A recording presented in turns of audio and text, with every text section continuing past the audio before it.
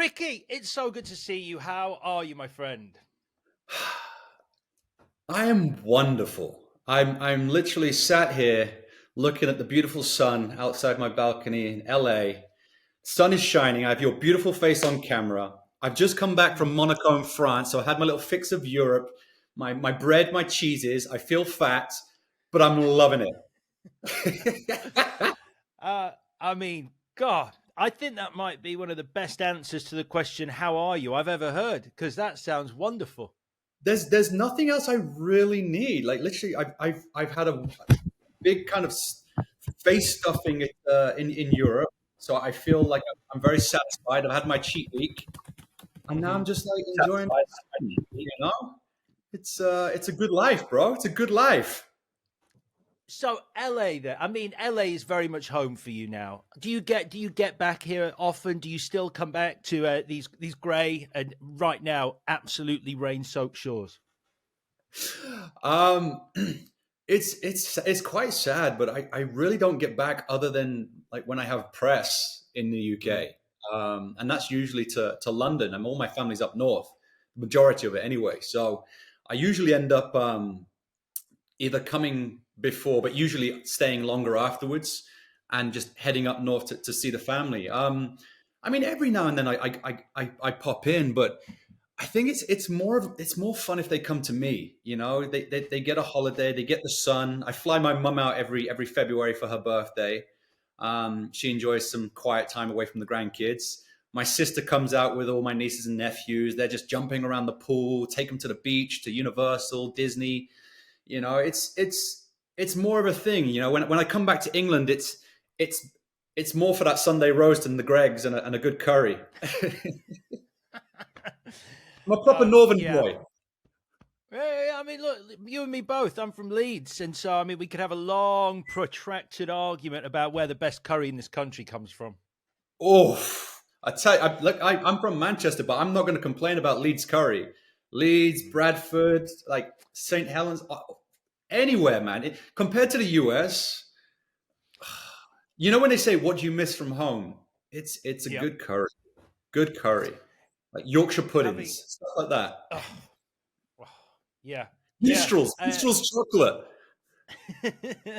um, so on the press front, hey, I want to talk to you about Land of Bad. It hits Oh streaming yeah, we did a services in thing. the UK We very did a thing. soon. We should probably talk about that. We did Yeah. a thing. We did a thing. I mean, I love the wormhole of great British delicacies that we've adopted or borrowed from other lands like curry, Yorkshire pudding. I think we can claim as our own. But yeah, let's talk Land of Bad. So, I really enjoyed this movie. It's a cracking war movie. For anyone who hasn't seen it, it's got overtones of a little bit of Black Hawk Down, a little bit of Lone Survivor.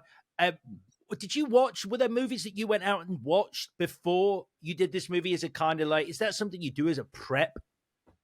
Usually, yeah, you do all the stuff. You research kind of your director, your cast members, the story. If it's realistic, then you look into the history and try and find stories, you know, on the internet. Take dives down in training, you know, if that's needed. You go to the gym, you lose weight, you gain weight. You have all these kind of things that you can prepare for. But I had none of that because I literally had 2 days. I got the script on the Friday. I met with Will Eubank, the director, on the Saturday via Zoom, and I was in Australia on Monday, ready to rock and roll with my training. So we had like a week of training. I was the last to be cast amongst you know, Russell Crowe, obviously, Milo Ventimiglia, Liam Hemsworth, Luke Hemsworth. So they'd already had like an extra week of weapons training. So I kind of came in for the last week of weapons training, and with Luke Cale, who's Australian Special Forces. Um, so it's more of a case of, it's something that I always tell, you know, young and aspiring actors is just be ready, always be ready. You know, the acting's for free. What they're paying for is that prep, is that craft, that training that should already be in you. So I train constantly all the time, just in case for one of these moments. You know, I would love a Jake Gyllenhaal or Michael B. Jordan moment where I'm booked for a movie a year out and I have a year to train and look incredible, but you just never know what's going to happen. Okay. So I watch my diet. I train every day, not fully intensely, but just to maintain. I'm gonna be a bit crude here, but my trainer always said I need to be one good dump away from the front cover of Men's Health. That's so. Wow. I mean, it's a tagline right there. You need to be one good crap away from the front cover of Men's Health. So I try and maintain a level of fitness, but not that kind of Right. elite on-screen fitness. But so it put me in good stead for this movie because it really was a physically demanding movie. Yeah. The Australian heat, the up and down the mountains and the landscape of Australia, carrying all that extra weight with the weapons that I had a sniper rifle on top of my assault rifle and sidearms and body armor and things. So it really was physical, and I think they cast really well in the form of Milo and the Hemsworths because you needed to be a certain level of fitness to kind of get through it. Well, I was going to say, I mean, you talk about being ready and always being ready as an actor. I mean, you were a little more than ready because I think Sergeant Bishop, your character, probably looks the most physically fit of the entire squad. I mean, you don't certainly look the most built. So when you say you're ready, I mean you're really ready. Well, he was. It's the good thing about playing in the military is they're not in the gym. They don't need to be shredded and like this bodybuilder physique. It's you've got to be functional, and that's kind of what I was at the time.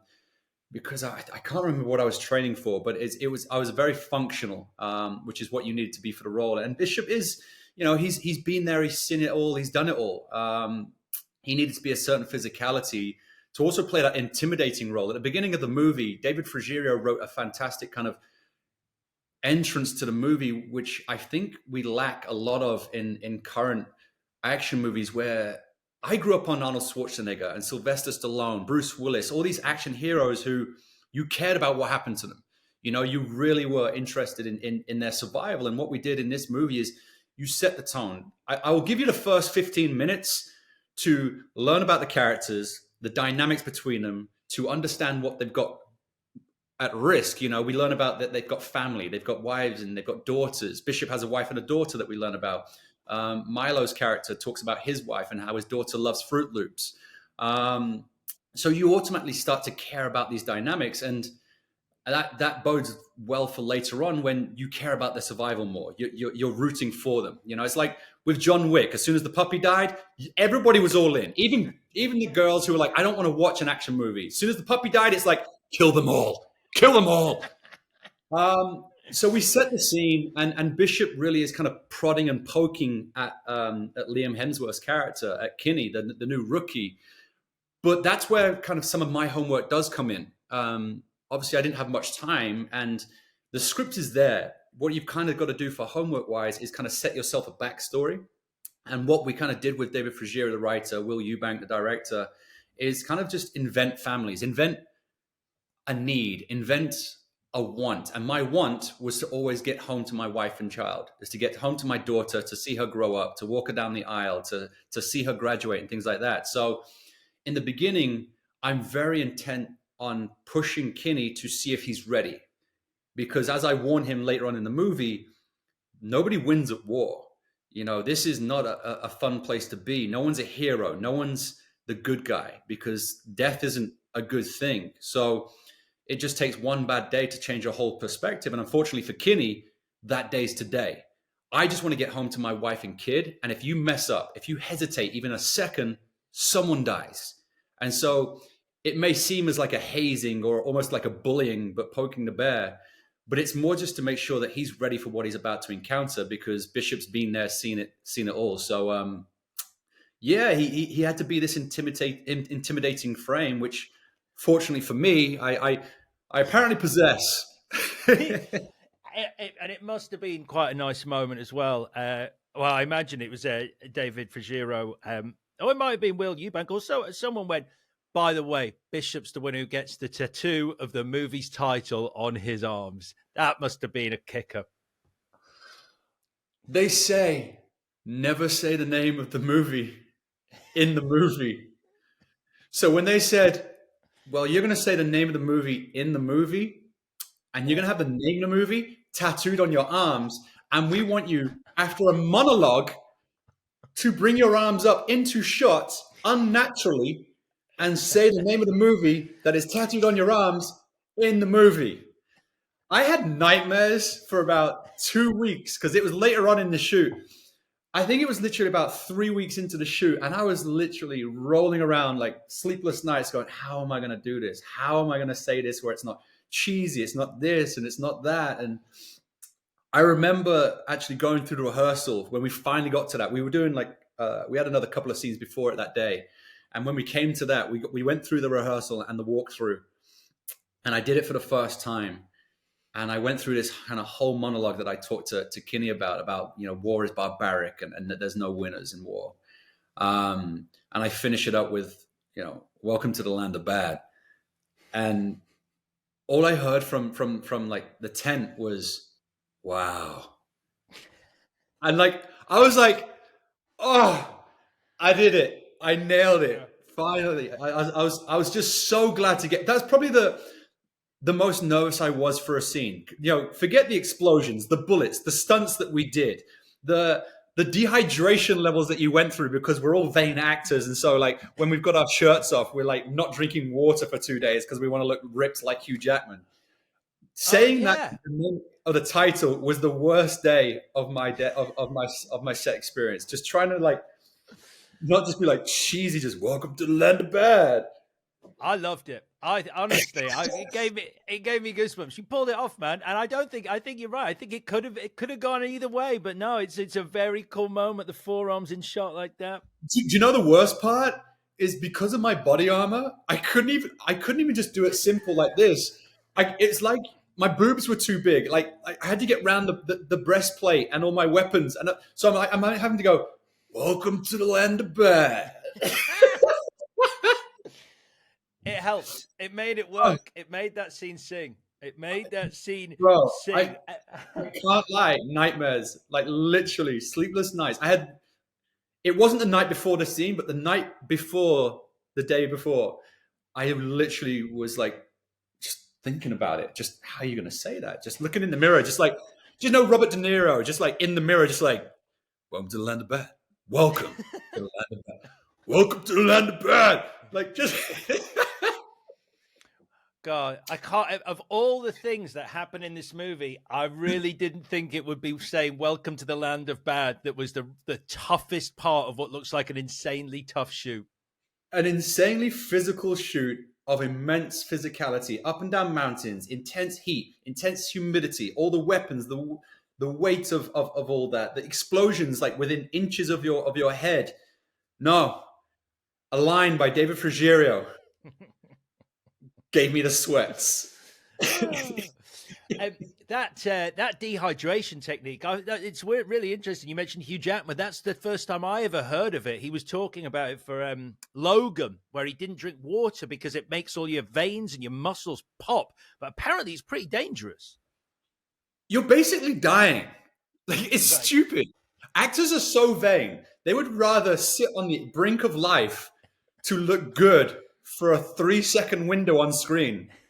But it's a science. Like, if anyone doesn't know at home, like literally there is a science to all models, actors, whenever they've got their shirts off, if you've got a topless shoot, if you're doing a movie or a TV show where you've got a scene and you're shirtless, there's an incredible science behind it where your body is literally dying, but it's never looked more shredded and awesome.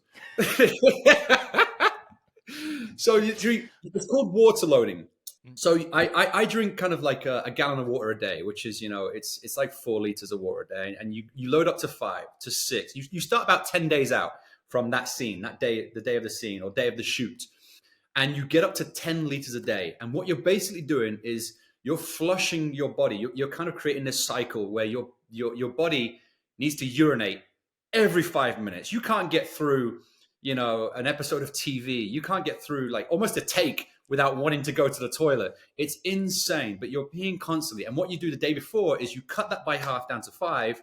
And then once you get to 6 p.m., the night before the shoot, you stop drinking. What your body's still doing is it takes a while to register that you're not drinking 10 liters. So it's still trying to excrete 10 liters of water to be ready for the next day. So what you're now doing is expelling all the water from your body, which makes your muscles, your skin tight to the muscle. So what that does, in conjunction with a lack of carbs and a lack of sugar that you've been having for this kind of same 10 day period, is your body's kind of like depleting, and it's struggling, but it's surviving on the water. Now, on the day of the shoot, literally about within an hour, 20 minutes of the shoot, you load up on carbs, you load up on sugar, like you just have a jam sandwich, just have some bread, some jam, some dried fruit, whatever it is. Now your muscles swell because they've just had an injection of carbs and energy and all this kind of sugar. So now your skin is tighter to a muscle that has now expanded because it's just been given carbs for the first time in a long time. Your veins are pumping because you've had an insulin shot of sugar that you've been lacking for however many days. And you just look pumped, big, but shredded. But no, you're dying. Wow. I mean, I genuinely shot the cover of Men's Health in the UK, and I did this, and I was very proud of it. It's one of those moments as a physical actor, you're like, oh, I'm on the front cover of Men's Health, Men's Fitness. That's what you always want. And I did this whole thing, and I was shooting, and I was halfway through the shoot, and they gave me like a cup of tea because we were coming towards the end. And I'm holding this cup of tea, and because your body is literally struggling, it's devoid of all the nutrients and vitamins and water and everything that it needs. My hand cramped, and it was stuck around this hot cup, and I couldn't move it. I had to get my the crew to peel my fingers off this cup because I couldn't get it off, and I was scalding my hand because my hand just decided, this is me now. This is how we're going to stay for the rest of my life. And we had to peel my fingers off this cup to rip this cup out of my hand because my body was just like, I'm done. I'm out. And so we just had to load me up with water, load me up with some sugar, carbs, and just had to feed my body just so that it could kind of like start to recover. But you've got to do it slowly as well. That's another thing that people get wrong, is you can't just go and gallop down a liter of water. You have to kind of sip it slowly because technically you can drown yourself. This is crazy. All right. Well, I mean, this you had me until you could drown yourself during the recovery period, and I'm out. I'm just going to tell you, I'm out. And models and actors genuinely do this all the time because we are so vain. We just want to look good for that moment because they say films for life, films forever. I really wish I hadn't told you how good you looked in this movie because I feel I'm feeding this cycle now, and it's just going to go on, and I'm just going to be worried about you drowning after a shoot. Oh, it's nuts. But the main thing for me is what a lot of people never do is I just want people to know this process and that you don't look like this all the time. We live in a world of social media and highlight reels where everyone looks great, and we're doing these photo shoots, and people just assume that that's achievable. It's not. It is for a moment, but that's not how I walk around every day. I'm not that shredded, not that cut and muscular. I am for moments when I'm filming or when I'm shooting and things like that. But that's just not sustainable for the day. So you just want to put it out there for the younger audience that just do what you can. You don't fall for these highlight reels on social media, on your Instagrams, where everyone's just jacked 100% of the time. So just know that there's a whole science behind it, and it's only for a moment. So just be you. Just stay healthy. That's all you need to do. Just stay fit. Walk around. Do a jog. 10 sit-ups. 10 press-ups. Or follow my Instagram where no one looks jacked ever because it's just me. I love it. That's really good advice. You do have great hair, though. So just follow you for hair goals. You've always got amazing hair.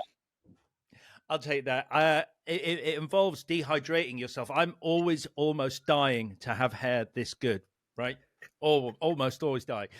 Right, Ricky, we're going to talk more about Land of Bad as we go on this journey. But right now, it's time to leave this reality and enter a dimension of pure film where our virtual cinema awaits. You are our guide. We are your audience. Let's go on a trip to the movies. So we push open the door to our temple of film and find ourselves in the foyer. There's an excited buzz, as there always is in a cinema foyer. The hum of anticipation. It's your perfect cinema trip, Ricky. Who have you picked, living or dead, to go with you? This is where I sound like a real like loner and really sad, but I love going to the movies by myself. Is that bad? No, no Does judgment that here. I think does that ruin the whole kind of show? it absolutely does. Know if you want to go on your own, you tell me why you love going to the cinema on your own. The thing is, as a military kid myself, I was always traveling around the world, and you're making new friends and saying goodbye to old friends. As an actor, you find yourself with days off when maybe your other castmates don't. You're in different countries, you're in different areas where you're not at home, you're not amongst your friends or anyone you know. So you're trying to make use of your day, and so you go to the movies by yourself. And I've always been a huge film buff. I love movies, and I'm one of those people that like when your partner like asks you questions during a movie and you're like, I'm watching it at the same time as you. I don't know. Like, if you wait 5 seconds, they're probably going to tell you. Where are they going? I don't know. But if you watch, you're probably going to find out. Why are they going there? I don't know. But if you write me a list, I will answer this at the end of the movie if they haven't told you.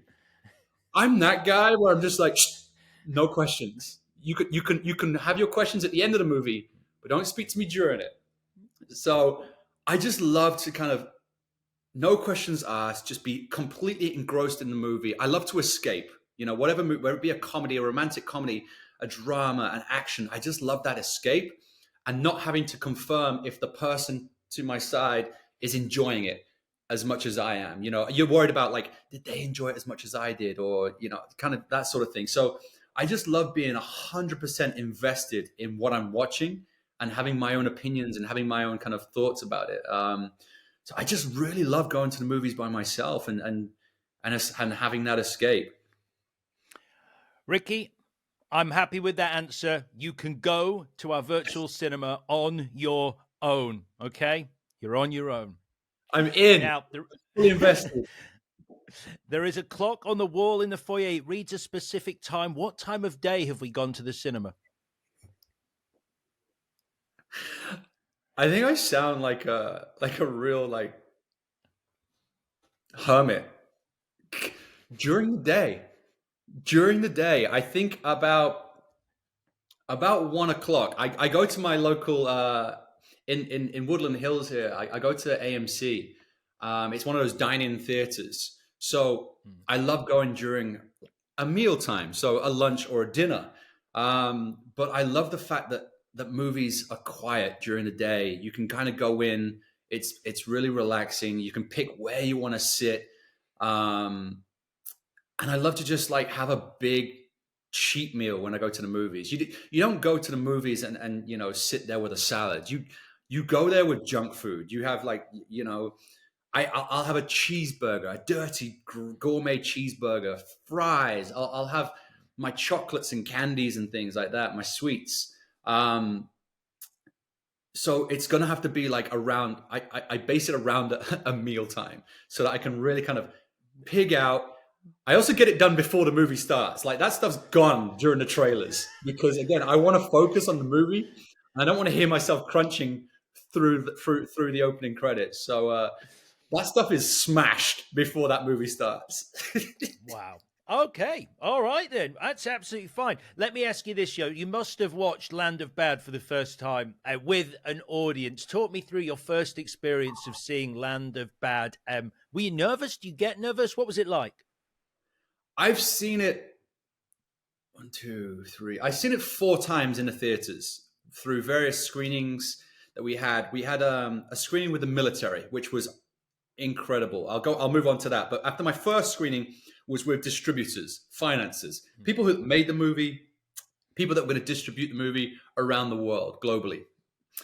And I was sat at the back next to some of these distributors. So people who'd not seen the rushes, who'd not read this, maybe not read the script or anything, they were just there to kind of take it in, and then the bidding starts and they send it around the world.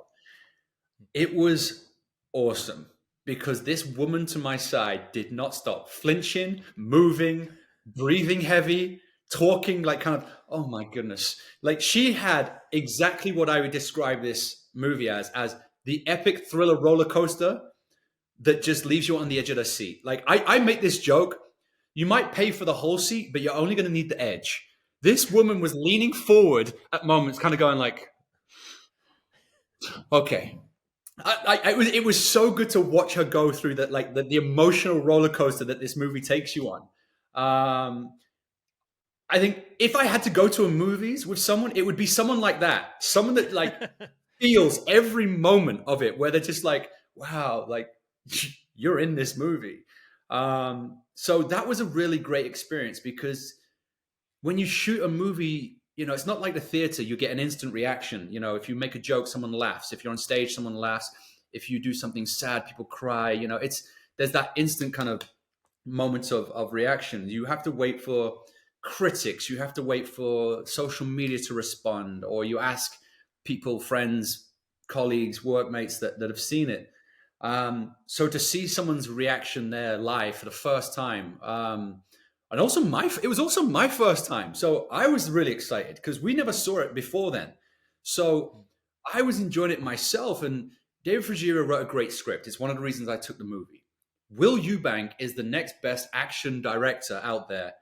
And that's another reason why I took the movie. I shot the movie. I saw how much fun we had and how good the movie was at the time, what we were doing. And it still blew my mind how good it looked on screen. It really is one of, like, don't watch this on your mobile phone, on your iPad. You need to find the biggest screen possible to get the whole kind of sound experience. You need to like crank up the volume and hear the incredible score, the incredible sound effects that really kind of leave your heart pounding through this movie, because it really is an intense roller coaster. And so I really enjoyed the first time I watched it. I forgot, how much we shot. I even forgot. Most actors watch a movie and we're like, they cut my line. They used that take. Why'd they use that take? What's going on? I forgot about that because I was actually so invested in it, and then distracted by this woman who was just literally losing her mind, like worried about all the kind of soldiers that were dying and things. So that was really awesome. And then to go to a military base. We went to a military base up here in LA and showed it for the troops, for the Air Force. And that was a different experience, because we know an action audience is going to love this movie, because it's after that first 15 minutes of setting a scene, creating the dynamics, the brotherhood, it's nonstop action and it's crazy intense. So I know an action audience is going to love this, and I know people who just love a drama are going to love this because of the kind of feel that you kind of get for these characters. But when the military, who do this for a living, day in, day out, for real, they actually put their lives on the line. They're not like counting down for an explosion that's safely away, or a stunt double comes in. They're putting their lives on the line every day, making immense sacrifices for all of us. When they come and watch this movie and you hear them applaud moments, and excuse my language, but I heard at one point someone saying "F yeah," like, but with the whole word. That's a great feeling, and when they get the jokes, because there's a lot of in-jokes with the military that they would understand, because David Frugero kind of spoke to a lot of troops and ex-military. We had, like I say, Australian Special Forces on set, but we also had some coordinators that were ex-JTAC. Jason Kinney was a JTAC who plays like Liam Hemsworth's character. This guy was that role in the Special Forces in the US. And so he used a lot of dialogue and situations that the military really responded to in that viewing. And that was really interesting. Things like, you can't trust the word the Air Force say. That doesn't get a laugh necessarily in a public audience, but that killed it in that military showing, because they understood that the Air Force was full of crap. And you've got these kind of hierarchies between Navy, Air Force, Army, and then the Special Forces, the Delta teams, who kind of feel they're above everybody and things like that. So it was really interesting kind of getting their kind of feedback afterwards that they actually loved it, because you're like, we're portraying you and we want to do it as authentically as possible. That's why we trained so much before we shot. In that week and the 2 weeks for the other cast members before I got there, so that you stood as they would, as you moved as you would, as you thought and kind of just even at ease, you wanted to kind of portray the truth in what they do, and they loved it. And literally, I remember speaking to one guy, one soldier who was literally said he was with his wife, and his wife said he hates military films. He's always got something to say. That was bad. That would never happen. That was horrible. That was they weren't trained. That's just stupid. I didn't want to watch it. He walks out of movies, all sorts of stuff. She said he only has one thing, and when he said it, it was literally the only thing he had with our movie was there's a tent. Wait. Can I guess? Go for Was it. it Welcome to the Land of Bad? He was even okay with that. He was even okay with that. It was that there was the base that we kind of infiltrate. There's a setup, a big kind of tent that's in the middle of an area, and his only problem was that should have been moved to the back wall because you allow a 360-degree kind of it just means you've got more to cover if you're defending it. And I was like, but it's just a tent. The actual base is the building. That's just a chill area. And he was like, okay, I'll give you that. And so I was like, oh, the military love it, the audience love it. So yeah, I'm absolutely buzzing, and the feedback's been great. We're not out there trying to win, Oscars and awards. It's about entertainment. It's like that Escape, like I said. If you want a great action movie, and I've seen a lot recently that they're okay, and you watch them once, and I couldn't tell you what happened. I've forgotten about them already. I've watched this 4 times, and I would watch it again even if I wasn't in it. It really is I'm genuinely proud of this one, and it's a great action movie. It is a bloody great action movie. And I'm sending you at your desired time to the cinema at 8 in the morning. How's that? Is that too early? Do you want 10, 11? What time do you want in the morning? In the morning? You said in the morning. I thought you... I said like during the day. So okay. What time? Because I train in the morning. So if you can give me a 1 o'clock showing. 1 o'clock. All right. You are going to the cinema. 1 p.m. on your own. Right. You've already told me what you're ordering from the many snack stands that we have in our virtual foyer. Just to check. Which country though? Oh, okay. Well, it's your trip. Where do you want to go? Where serves the best food? Be careful with this, Ricky. Well, the thing is, obviously I'm in America, so I've got to choose my local, and so I will go cheeseburger, fries. I'll have some. Unfortunately, we don't have what I really want at the cinema, which is Maltesers and minstrels. That's my jam. Minstrels are not out here. Maltesers are freaky American chocolate. That crazy American chocolate. You've got to have M&Ms, but it's not the same chocolate. It's not even the same M&Ms that we have in England. They taste different.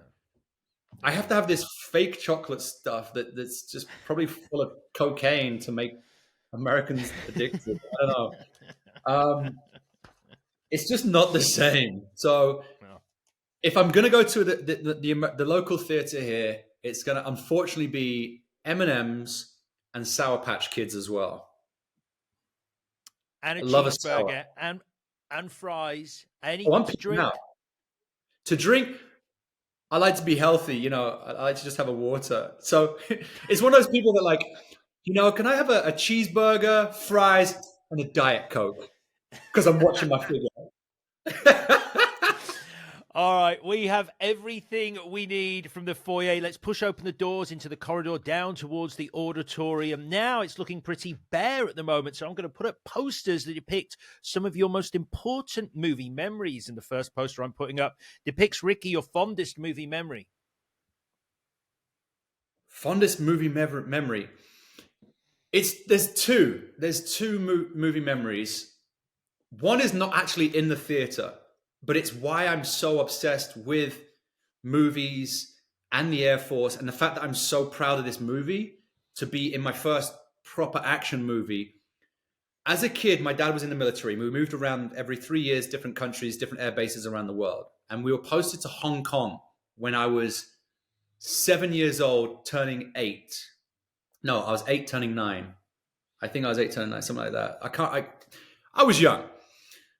And in the Air Force, you have what we call street parties where you're on a base. So it's all Air Force, it's all Navy and Army. And, they have these kind of street parties where the whole street comes out, they all drink and they have a great time. The kids are all playing until it gets dark. And then the kids get sent to someone's house. And they threw us all into this house and threw Top Gun on. And I literally was mesmerized. I sat there while kids were running around going crazy. I did not take my eyes off this screen for the whole movie. When it finished, I ran back downstairs to the street, found my dad, and said, "Can I watch it again?" And so he had to come upstairs, rewind it, because I'm old as hell, and you had to rewind videotapes back then, and that took a few minutes. Kids will never understand patience. Do you know the patience it took to stop it, rewind, and to wait there for, and if it's at night and you're trying to do it on the quiet and it's loud, they'll never understand that the fear you have when you're watching something you're not supposed to and you're rewinding and it's like, Yeah. yeah, Yeah. that's I it's mean, kids. they'll never know the two most upsetting words in conjunction with watching a movie: auto tracking. Auto tracking. Oh Let's try and my, get rid of that fuzz. Auto tracking. yes, Why has the screen got lines on it? I forgot about that. Oh my god, auto tracking was awful. You can't even just watch a movie. You have to stay with it. You have to kind of guide your movie through. You're like, come on, we can do this. We got this. But yeah, that movie literally set me up because I was a military kid and I literally was on an airbase surrounded by helicopters and jets and military to watch Top Gun, and that literally inspired me as a kid to want to be a pilot and to follow my dad into the Air Force. Obviously, that went well because I haven't done it, but it was more because of eyesight. Because back then you had to have 20/20 vision to fly jets and things like that. So that's why I didn't go into that. But from that moment on, I wanted to be Maverick. I wanted to be in the Air Force, and I wanted to fly jets against Russia and all the enemies. And it blew my mind. And if you had to win a quiz today, what is Ricky Whittle's favorite movie of all time? Top Gun. That is if you want to win a competition, because people go, "Oh, I don't know. It could be this, it could be that." Top Gun would be my movie. And Maverick, the sequel, perfect movie. It gave me everything I needed having watched and grown up through the first movie. Things weren't in there. Penny Benjamin wasn't just a random girl. She was mentioned in the movie by Meg Ryan. Everything was just like linked to the first movie. It was chef's kiss. So that was my huge movie moment. Other than that, there's a moment that I don't remember because I was too young, but my mum tells me traumatized her is watching E.T. in the theater. As a child, I watched E.T. in the theater, and for some reason, as a child, I wasn't convinced that he went home. I wasn't convinced that his mum was happy with him and that he was in trouble and he was still lost. So when the movie ended, the credits are rolling. I'm a child crying his eyes out, hiding under the seats. My mum couldn't get under the seats. She couldn't find me. I was moving away. Apparently the next showing had to delay for like 20 minutes because this child would not stop screaming underneath the seats because ET didn't go home. And so Wait, yeah, explain the logic to me. So you thought ET had faked going home and was still what, trapped on Earth, or for like some still on the well, he goes up into the ship, and yeah. for some reason I didn't see the mum welcome him. And so like when he stood there by himself, I'm like, where's mum? Like he wants to go home, but like where's his family? I don't like, because I think at the beginning there's more of them. And so Yeah. I just, for some reason, 2 + 2 is 7. And I'm like, well, he's still not home yet. Like maybe that's Spielberg. Maybe you need to explain a bit more. Maybe we need an alternate ending, Stephen. Stephen, how about you make it a bit more obvious for us simple kids that don't get it? Uh, All right, then, let's put up the next poster. So I'm putting up a poster for E.T. The next poster I'm putting up depicts the last performance, Ricky, that brought you to tears. Brought me to tears. Do you cry in the cinema? Do you cry? Is there something that brings you to tears in the movies? Not really. The thing that does bring me to tears is usually animals and children. So Yeah, that'll do it. like I'll see a sad movie and it's a romance movie and they've been lovers their whole life and like The Notebook and one partner's dying and it's so sad they spent their whole lives and I'm like that's sad. Oh, that's a shame. But you have a dog on screen for 3 seconds and it gets like clipped or like falls over. I'm like, oh my god, is he gonna be okay? No, I need to know. No dogs were harmed in the making of this movie. I need to know this. That makes me really sad. So, what's that Oh, Rose Byrne and Mark Wahlberg movie where they adopt a kid? oh my God! No, is that the Family Plan? The No. Family Plan. I think, yeah, that one. Right. Yeah. I can't think of one post that, but I'm sure there was. But when the kids were like really kind of feeling neglected and alone and stuff, that was a surprise one because I'm like, it's Rose Byrne, it's Mark Wahlberg. A Mark Wahlberg movie is not going to make me cry. Like, he's not that guy.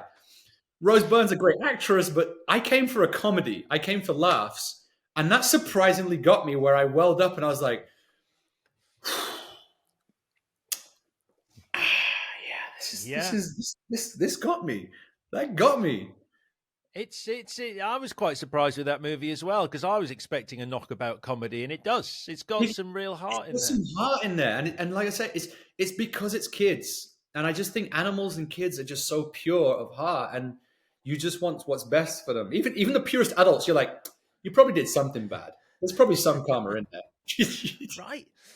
All right, lovely. I think it's the Family Plan. If it's not, well, then we're putting up a poster for a movie called The I think Family that's common Plan. knowledge. I think you're right. I think it might be. I think it might be. There was another Mark Wahlberg recently with Michelle Monaghan, which I also think might have been called The Family Plan. So I'm 50-50. Right. The final poster, though, Ricky, depicts your unpopular movie opinion. Unpopular movie opinion. Do you have a movie opinion that you like a movie that everyone else hates, or you hate a movie that everyone else likes, or you want to really push the boat out and go for something crazy like, I don't know, comedy deserves Oscars more than drama? I've got lots of opinions. Unpopular. Like rom com has not been the same since Julia Roberts and Sandra Bullock retired from that genre. Um, things like Wow. Wow. That's a big one. That's well, no, we can't just let that go. That's wait, so that's not even my biggest one, but like I'm bored of watching weird, awkward, emo children talk about love, and I'm like, you're 12, you don't know about love. Relax, it's your first. There will be 17 more. Don't worry, you're gonna get married and divorced twice. Why are you talking to me about love? I miss those Matthew McConaughey and Kate Hudson. How to lose a guy in 10 days. This is where I lose my manly points because like I'm supposed to be big, rugged, and manly, and I'm like I love a rom com. So bring back Sandra Bullock and Ryan Reynolds in Proposal. Reynolds. Oh You yeah, know, that's her last rom com. That was 2009. it's got to be. These are the goats of rom com, and like when you have like My Best Friend's Wedding, Julia Roberts, right? She's the bad guy in the movie. She's literally trying to break up her best friend's wedding for herself so she can have him for herself, and you still root for her. No actress in today's theater can do that. You're still going, oh, Julia, I hope you get him. No, that doesn't happen. That's how good Julia Roberts was. She's the bad person in the movie, and you still root for her. That does not happen in rom-coms now. Now you're just like, if you get together, you get together. If you don't, I don't really care. Considering you took a big pause at the start when I said, "What's your unpopular movie opinion?" That's a great one. That since Sandra Bullock, Julia Roberts, and Kate Hudson retired from rom-coms, there hasn't been a good one. I'm putting up a poster for my best friend's wedding because that's a great film. It's a classic. When you're not rooting for Cameron Diaz, who is one of the cinema's darlings, like she is also a goat. That's how good Julia Roberts is in that movie. Unreal. Right. We're leaving the corridor. We're walking into the auditorium. Now, there's a crowd of people who want to come in and join you in the cinema, but you've already said you like a cinema experience on your own. Do you want to let them in? You don't I have anything will. to say. I will, because there are moments when you want people in the movies, like comedy. You want to hear that kind of the auditorium. You want to hear everyone kind of laugh at the same point, which is why I genuinely believe that more comedies do need Oscars, because I think it's much harder to make a room full of people laugh at the same time than to cry. You just put a sad situation with sad music, you can make the majority of those people cry. It's an easy sit. It's an easy sell. Put an animal or a child on there in peril, I'm gonna cry my eyes out. I don't even have to spend 5 seconds before I'm in a puddle of tears. But to make a group of people laugh at something simultaneously is a gift, and I think comedy needs more kind of props for that. So yeah, I do need a group of people for a comedy. Okay. Well, let's not get ahead of ourselves. I don't want you to tell me the movie you're going to be playing for us until we've played a few other moments on the big screen, starting with the trailer for the movie you are most looking forward to seeing at the cinema. Ricky, what are you most looking forward to seeing at the cinema? Coming up, not out yet, into the future. Are you looking forward to Land anything? Bad 2? Too bad? You're going to have to it's going to be right down your arms. All right, onto the underside, everywhere. Well, my character's all tattooed up, so the tattoos are going to have to start coming into his face, like kind of like, Post Malone or something. Quick sidebar. I love the name. I love the All name. the Too Land, Too Bad is good. Too Land, bad. Too Bad. Too bad the sequel. Yeah. But all of the tattoos that Bishop has are actually Easter eggs, and they're little like odes to what happens in the movie. Wait, so if I pause that, it tells the story of the movie in his tattoos. It does. Wow, that's great.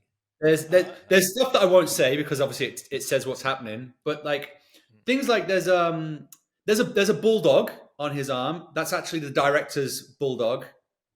That's his pet dog. I've got a crucifix on my back, and it's got lots of names, which is kind of like his fallen comrades. It's actually my makeup and hair team and my name. So, I mean, it's covered in blood and dirt, but like if you could see it properly, paused, it's actually the name of my makeup team, hair team, the crew that were all kind of inspirational in creating Bishop. So that's what the actual names that are in the crucifix on Bishop's back. So that's nice. It was a nice touch. But yeah, so trailer. No, I like it. I like Land of Bad too. Too bad. Let's do it. Too bad. The sequel. For the start. Yeah, great. Done. Sold. Right then, let's next play the movie moment that makes you metaphorically or literally pump your fist in the air. Oh.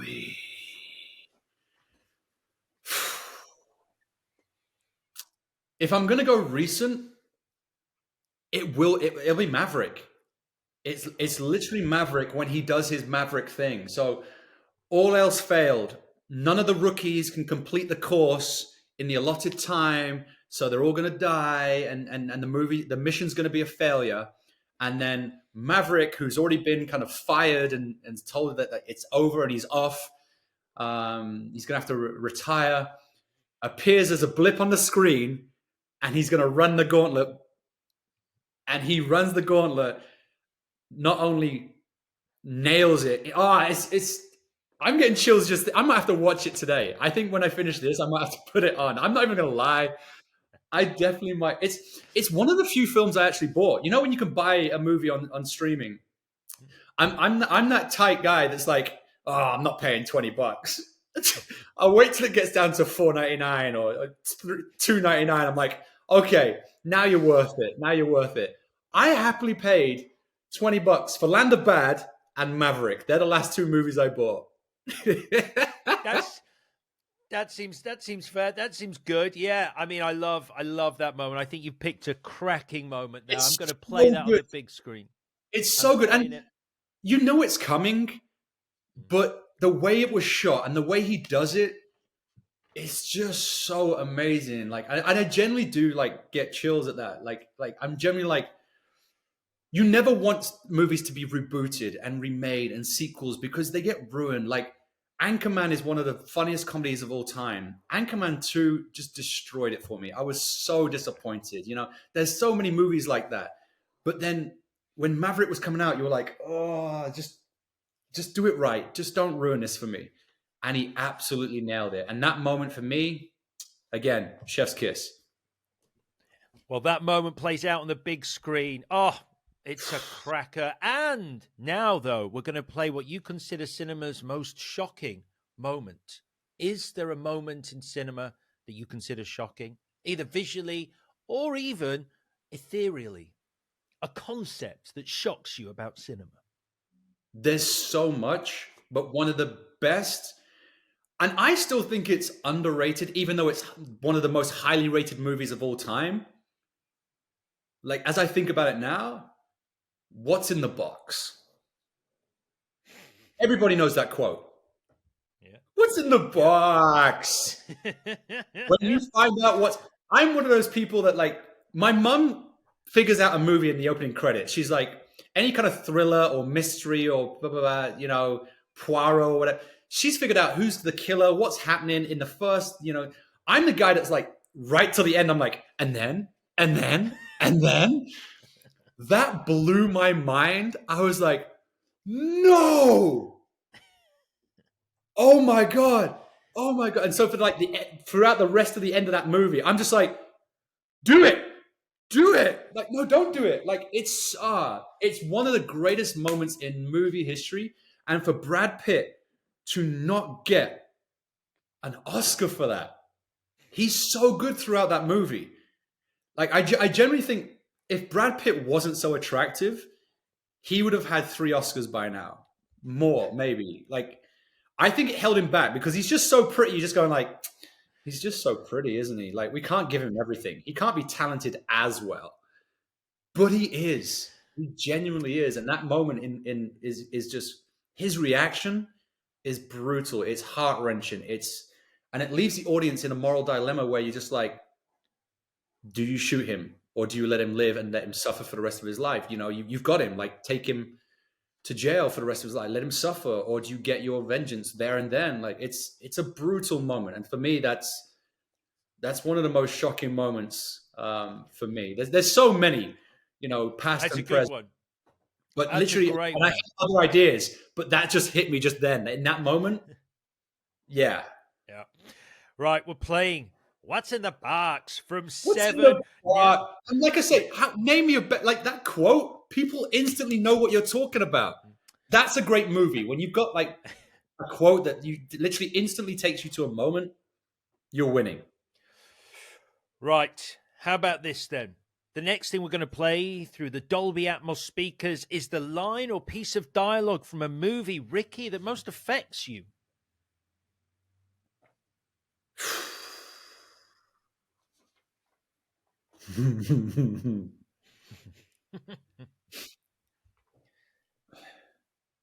there's there's moments in movies that you love and they're exciting, that you always remember. You know, things that move you emotionally or spiritually, or just they just fit in that moment. Um, but I'm gonna go with one of my favorite actors, and he still is, and I'd love to work with him. Like, the fact that I've worked with so many great actors so far. If you're gonna say, you know, who's on my list of top 5 actors ever to work with, it would be Sylvester Stallone. He created a franchise that literally inspired the world to push harder, to believe in yourself, and in Rocky. In the Rocky franchise, which they've tried to move Creed in that way, and it just doesn't hit the same. Especially when you take Sylvester Stallone out. I'm sorry, but your movie franchise is dead. He's the heart. He's the reason that movie works. Him and Adrian, anyway, because Rocky doesn't win without Adrian. But that beautiful speech in Rocky, so it's not Rocky 4. I think it's about Rocky 5. There's a few where he talks about it's not how hard you can hit, but how hard you can get hit and keep moving forward. That's something that it resonated with me because, like I spoke to earlier, like, don't believe my highlight reel. I've got a great Instagram that's going to show you that I'm traveling the world. I just came back from Paris and hosting the top international model world final in Monaco, Monte Carlo. And I'm staying in a hotel that I wouldn't even pay for because it's way too expensive for me to spend that stupid money on. I'm surrounded by incredible celebrities. I presented with Adriana Carambo, a supermodel. I live in Los Angeles in a beautiful home. Like, I work on these great things. Like, don't believe my highlight reel. I've got problems like everybody else. I struggle at times, and I'm sad at times. We've all got problems. And when you can turn to a quote like that everyone's getting hit, don't worry about it. Yeah, you're getting hit, and it feels like it's too much, and it's the end, or you can't cope.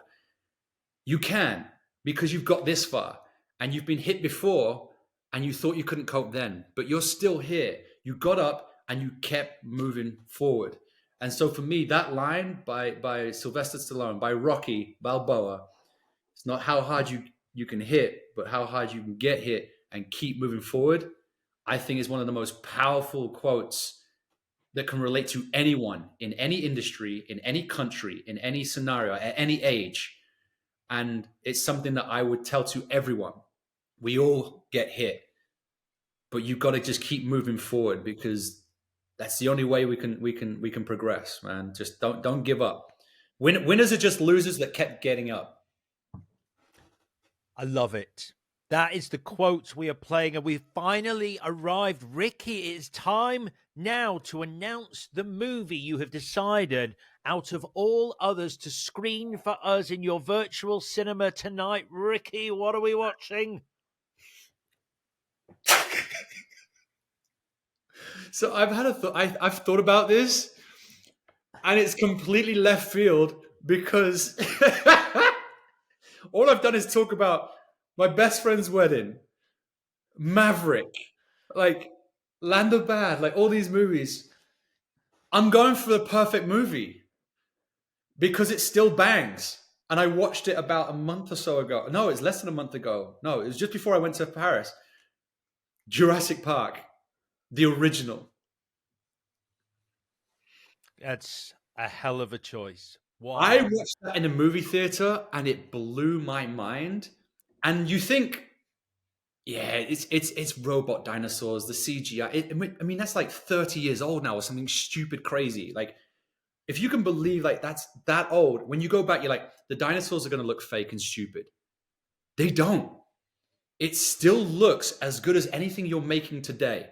In fact, I've seen a lot of CGI today that looks much worse. That movie is a perfect movie, and every character is flawless. Every moment is fantastic. It takes you on a cheeky little roller coaster. It's so good. It's so good, and it's one of those novels that made into movies that wasn't ruined. It's so hard to kind of capture the imagination of an author, because everyone reads a book differently. I learned that with American Gods. Everyone had a different Shadow Moon in their head, Mr. Wednesday, a different scenario, how scenes in the book would play out on screen. And you can't please everyone because everyone's got an individual, unique imagination. I think Jurassic Park nailed everybody's nostalgia, everybody's expectations. And I can still watch that today, no matter where you start it. If you start at the beginning, I'll watch the whole movie. If you start in the middle, I'll watch it to the end. if you watch the end, you'll just enjoy like the last moment where the T-Rex comes in and takes out the raptors. Like, it's a perfect movie. It's a perfect movie. The characters are great. Have you heard the theory that the kid who Sam Neill scares with the Velociraptor claw at the start because he goes, they're just 6-foot turkeys. Have you heard that the theory is that he grows up to become Chris Pratt's character in the Jurassic World films? What's your take on that? Chills. Except he's way too young. Like, he needs to be older, or Chris Pratt needs to be younger. I think actually weirdly, I think the timeline works out, but the big Really? thing that everyone the big thing that everyone talks about is the fact that Sam Neill says Alan Grant says show a little respect, and when Chris Pratt talks about his relationship with raptors, he goes, "I respect them." You're not convinced, I can tell. It's fine. It's No, fine. It's not no. my theory. This is where I'm at. Like, I love a conspiracy theory. So my afternoon is now ruined. I had so many chores and errands I had to get done, but I'm gonna go and watch Maverick, and I'm now gonna go and watch Jurassic Park. And that is amazing. I love that stuff. I love it. I love it. If it was planned, like just subconsciously, like Bishop's tattoos and stuff. I love that stuff, and I will happily, even if it's not true, if it works out timeline wise, I'm in 100% because I'd rather believe that than not. uh, Ricky, we're almost out of time, but we do have our mystery question, which you'll love. It's a feature called "What's in the Box?" And I do have a What's in the box. box? Uh, so this comes in from one of our dear listeners, and it's the following question. Hello, Ricky. What would be your dream role to play if it could be anything from real life people to literary characters to comic book heroes? Who would you most like to bring to life on screen? Oh, there's too many. Stop it. A romantic comedy triangle with Julia Roberts and Sandra Bullock. Or, I recently just posted about Jon Stewart, Green Lantern, because like I get fan cast by that all the time. That'd be great in the news. But I would have to say, everyone always wants to be, and I know it's a big deal right now, the new James Bond. Even I would love to be James Bond, 007. But more interestingly, and for me, and Barbara Broccoli, if you're listening, I'm in 100%. Bond villains are always old, unfit, something's deformed, something's wrong with them. How about a young Bond villain who is an equal to James Bond, who is young, who is athletic, who is attractive, can rival him for the ladies of the movie, who can rival him in a fist fight, hand-to-hand combat, How about we have, an ex-agent, an ex-00 who is the guy, he's a friend of James. He knows how James thinks. He knows how, MI5 works. He knows how, like, all of them work. It's for me, that could be a couple of movies. That's not just a movie. That's like you're not going to win this first movie. The bad guy's going to win. How about the bad guy wins? And because he knows how you think, he's young, he's fast, he's strong, he's an equal. Because then when James Bond eventually wins, it's more of a victory. So I'm going to go James Bond villain. I love it. Ricky, that is us done. The curtains have closed. The guests are milling out, smiling, chatting, and thanking you for taking them on a wonderful trip to the movies. Your taxi awaits to ferry you back to reality. All that's left to do is say, Ricky, have you had a good time? The best. It's been an absolute pleasure chatting with you. Congratulations on Land of Bad. It's a hell of a movie. Well done, mate. No, I really appreciate it. Thanks for your time, man. It's great to see you. You did so many great things for American Gods, and I appreciate your time here with Land of Bad.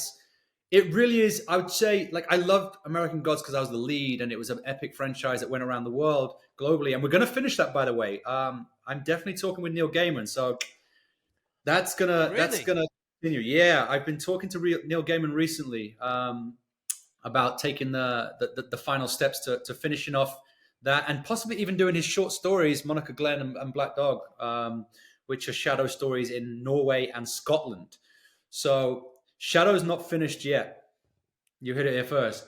But I gotta say, Land of Bad is the project that I'm so proud of to like tell people about. Like, go and watch this, because I just think American Gods really is a niche audience. You've got to be into that sci-fi, into that fantasy. You've got to be patient because it's a slow build.